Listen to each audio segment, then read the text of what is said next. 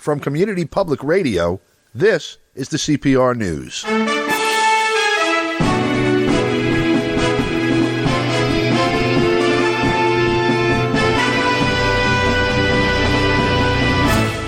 From New York, I'm Don DeBar. Today we go to Philadelphia to sit with Professor Tony Montero, and we're going to discuss update the history of the contradiction we've been looking at since the run-up to the 2016 election in the political system here. The crisis, I guess, is a more accurate term than it's an amplification of the term contradiction. I guess they both apply. And there's an awful lot of stuff that's really up in the air and in motion and clashing, and a whole lot of people following this trend or that trend that are clashing too. And we might see that intensify as we go forward. In fact, it looks like it, doesn't it? Yes, it does. And you know, Don, and we're searching for the appropriate language to describe and explain what we've been looking at now going on 6 years or more. And we have been looking at this, you and I and others, with a great deal of intensity, because the future of this nation, as well as the future of this ruling class's ability to wage war, to shape the economic landscape on a global scale, all of that is at stake in the battle for power and the contradictions within, well, we could say, the ruling elite, and I want to talk about that, but the deepest contradiction is between the ruling class and the people. We see it in full bloom, and there's no way that any person who claims to be of the left can either be indifferent to this or act like I don't have a stake in this battle, because as it appears at this point, the sharpest edge of the political contradiction is between the white masses, in particular, the white working class and impoverished people, and the ruling elites. That's the appearance of it, but at its essence, it is a class divide deeper than perhaps anything we have seen in this country, at least at the level of class. You know, there's a really interesting thing that occurs to me while you're describing that. I mean, it's so complex, and it's something that's, been evolving for such a long time. This white working class that is now in opposition, or in any event, a contradiction to power. Power is, aimed at them in terms of, the propaganda, that they're deplorable and irredeemable, hopelessly racist and supremacist and such. That was the backbone of this elite, like 10 minutes ago. And when they started saying, hey, what happened to the payoff we were getting before? They had good jobs. They got FHA loans. The kids were able to go to college, and all of this started to evaporate. They noticed which side of the line they were on and started speaking up about it. Suddenly, the elite is demonizing them and making nice with the people that they had previously been oppressing. In other words, it's like a role reversal on who's going to be the underclass now with the same elite in power. Oh, yeah. Well, we're looking at, to be real about it, a 40-year process of illiberal austerity. A 40-year process has ruined much of the working class. Right. By the way, let me interrupt here, just to be clear on what I was saying. We're talking about a role reversal in symbology more than anything. The black working class has become more pauperized over the last 10 years than at any period subsequent to maybe either the Depression or even Reconstruction in terms of the loss of wealth, home ownership and such. Everybody is getting screwed. I'm talking about who, in terms of propaganda and culture, which is very relevant, that there's been now, suddenly the elite is the protector of the rights of the oppressed minority groups across the board, and the real oppressor is the white working class. That's the symbology. Yeah, and it's a fake narrative. It's a narrative invented by the ruling class to veil its role in this crisis. In fact, its role in hollowing out the state through its austerity and war policies, and to veil the fact that the ruling class has failed the people. It is incapable of governing the country, cannot rule in the old way, and the masses of people, irrespective of race, but especially if they are working people or part of the impoverished working class, are feeling the brunt of the policies of a ruling class. This is not, let me put it this way. This is why this left fascination with settler colonialism and 1619 Project and even what they define as critical race theory or this new teaching of history. This is all about shielding the ruling class from the wrath of the working people, right, and to make less defined the boundaries of class that is the key boundary, the key and intense engine driving this political crisis. That's right. I mean, it's the same game that, we saw the Nazis and the fascists play in the 20s and 30s, which is, the name of it is misdirection. Mm-hmm. There's a crisis that's affecting everyone in very intensive and material ways. The cause of it is really obvious if you can actually look at it, but it's masked by all this other stuff. Mm-hmm. Mm-hmm. Yeah, there's no question about it. And, because the ruling class commands the commanding heights of information and news and entertainment and what they call culture, they have the power to shape a narrative. Hollywood and cable news and YouTube and Facebook and Twitter and all of that, they have the power to shape a narrative. So ideologically, they have a temporary advantage. But, there's something about this uprising. For example, a recent poll says that only 52% of Americans trust elections. Right. I mean, that's huge in a country that claims to be a democracy.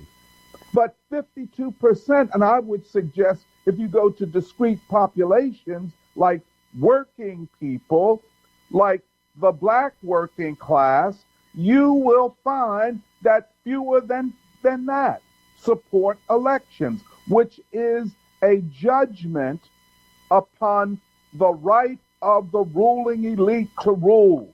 People are saying they do not have legitimacy, right, that they have not governed in the interest of the nation or of the people. This is huge. This is a turning point. This is what the spokespeople and intellectuals of the ruling class call a constitutional crisis, a crisis of democracy, or they'll sometimes say the center has collapsed. The center will not hold. And thus, the nation is breaking off into two extremes, the people versus the ruling elite. And one of the problems that we're seeing is that among the people, they've divided into two teams, basically red and blue or whatever. And you see that divide in almost every public discussion, and of course it's presented and massaged, and it is part of the official narrative, and that official narrative, by the way, is much larger and all encompassing than any elite has had the opportunity to do in history. Right. When you went to work, even the long days, you had more time doing this, but even for 8 hours a day, next to 1, 2, 3, a dozen other people, there was the water cooler conversation and the general culture where you exchanged ideas and perspective with other human beings face to face. All of that conversation now is mediated. I say something to you that I might have whispered at the water cooler, and it gets tagged with an italicized I and some statement interjected by someone from the Atlantic Council. And that's 50 to 75% of the time that I'm communicating with other people, whereas before, maybe on the telephone and watching TV took up an hour or two a day, and the rest was all person to person. So they have, in terms of narrative control, just in terms of absolute minutes that they're the only one talking, it's most of the day now. Yeah. And that goes along with the fact that institutions of society, such as unions, and the union hall where people could meet and talk out issues, or the churches, right, where people met, separate from and away from a ruling class narrative, or other institutions of what we call civil society, right, which are weaker than they were, let us say, 50 years ago. So it does allow the ruling class an advantage to mediate what people think, what they see, what are the representations and the symbols that they connect with. That is only temporary, I would say. This polling data says something very deep, that in spite of all of the ideological and propaganda advantages of the ruling class, the majority of the people still see this government, the government of the United States, as not serving their interests, and are very deeply dissatisfied, and I would argue on the cusp of rebelling and uprising again and rising up against this. There's a famous quote from John F. Kennedy: "Those who make peaceful revolution impossible make violent revolution inevitable." Yeah. We've seen attempts to express this frustration with the system come and go. First, they try to suppress it, and then they let it blossom, and then divert it into electoral politics, or in the case of like Occupy, what they did last time was to just shut it down with massive nationwide police action. The way that they've handled Black Lives Matter, those uprisings against police murders, became basically opportunities to co-opt people that were involved and bring them into the political system, and et cetera, et cetera. It seems to have a resilience for this, but there's a problem with that. It's the same problem that when you have someone that walks up to you smiling and shaking your hand and offering you a beer or whatever, everything is fine until they deliver that, what self-defense people call that castrati kick, and then punch you in the nose. No matter what else they said after that, you understand exactly what's going on. And I think people materially are in that position at this point in time where, the nicety is a hard sell while their kids are hungry and, facing eviction and all the other material problems that we're facing now, and a complete lack of solutions being presented. Oh, yeah. And of course, the people are not as dumb as the elites assume they are. Right. People get fed up after a point with all of these professors and political strategists that are people are tired of being talked down to by so-called elites and experts. They're tired of it, and so a lot of them have turned to these various talk shows on the internet or other places. I mean, it's a hard thing to fully describe, except to say that we are in something that looks like a rebellion. I'm watching this happen right now. Go ahead. Go ahead. No, go ahead. Go ahead. One last thing. I mean, you look at Joe Biden's poll numbers. I mean, they went from close to 60% in April, and now they're down to 37% approval rating. The majority of the people disapprove of the way he's running the government. When he got, the largest number of votes ever gotten by anybody running for president of the United States. And he was supposed to, be instituting these bold policies, and trillions of dollars would be spent in infrastructure and social infrastructure and so on. Well, look at where we are. More COVID infections in 2021 than in all of 2020. I mean, we're in a crisis, man. Yeah. And how it will end, it's hard to say, but we have to acknowledge it. And the other thing, Don, the crisis is also of the left. What do they now say after they spent so much political capital touting Joe Biden and the need to defeat Trump? I mean, unequivocal need to defeat Trump because he was a fascist, and the Democrats would institute a progressive agenda. Well, none of that has happened. Just to add, insult to injury, basically, we're watching now them haggle over $2 or $3 trillion to be spent to supposedly remedy the situation, and hearing from them the largest problem facing the country is global warming.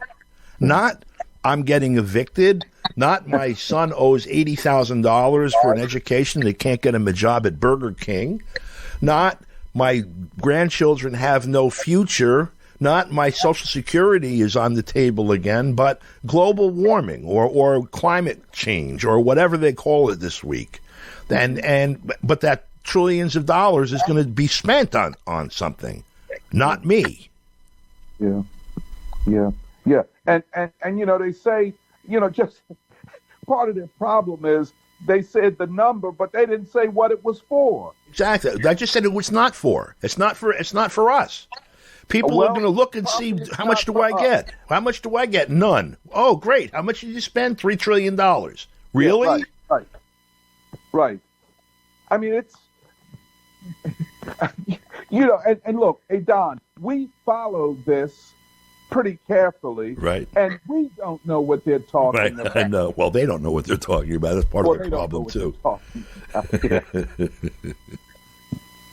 So, one of the actually, I'm gonna hold on one second. One example. Okay, they don't know what they're doing.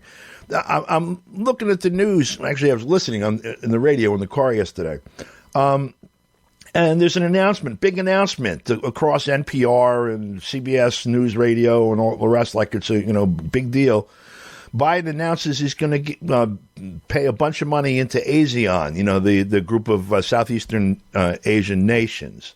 Mm-hmm. How much? $100 million.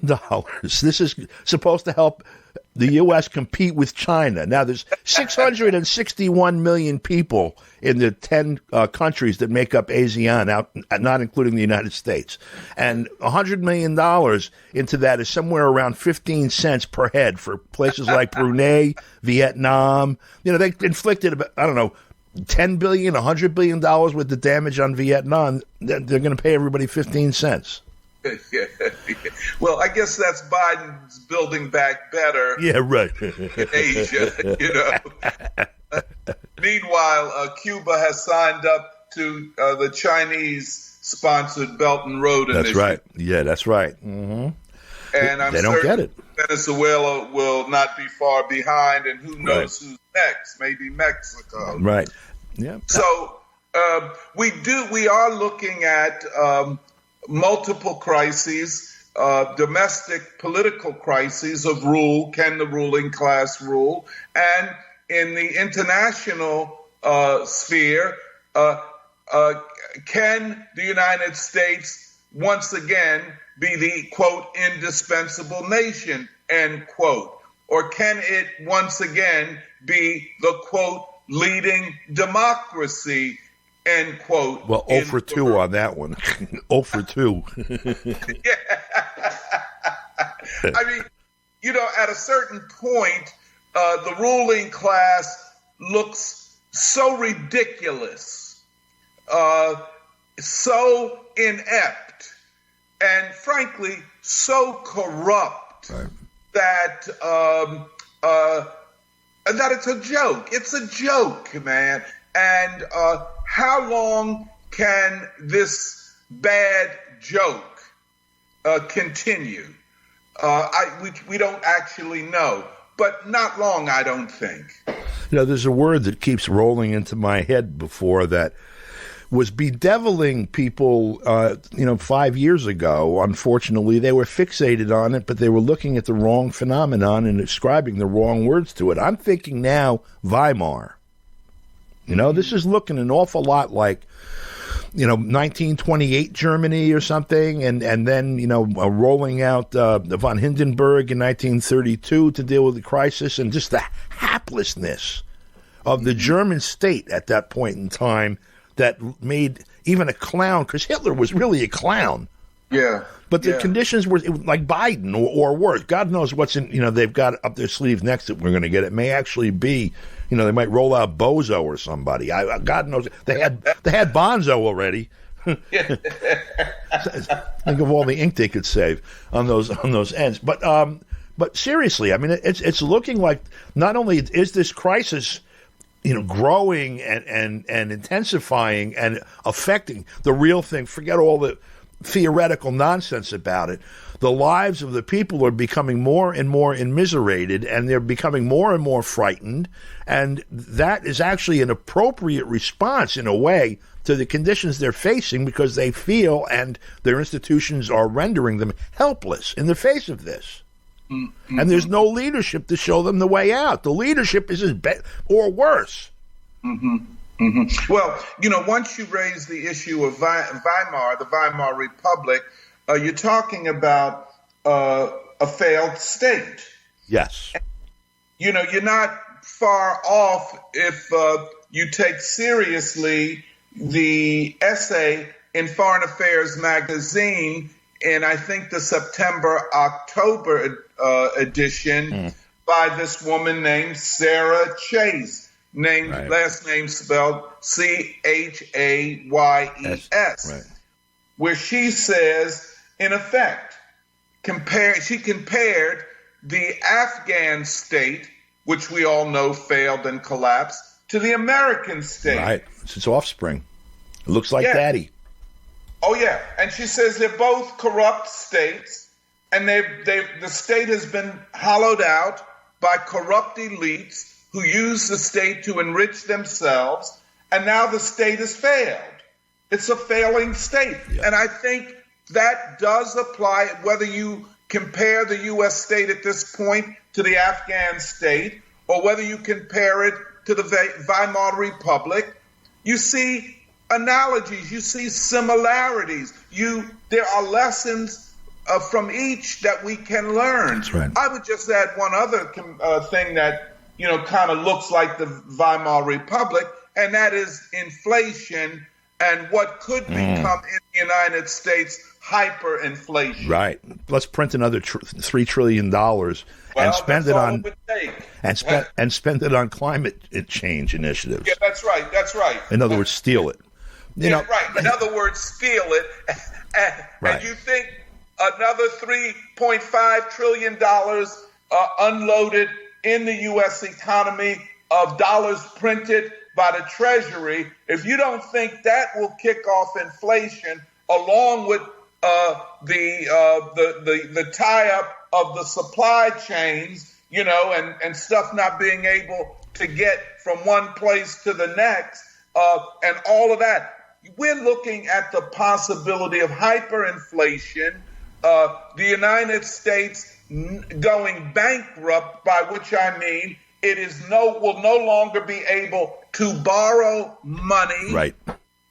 Right. You know what I'm saying? Right. And that's what is meant by the political crisis of whether or not the debt ceiling will be raised. That means the United States won't be able to borrow, hence will not be able to pay past debts. I mean, look. Right. Yeah, come on, Don. What are we looking at? Well, look.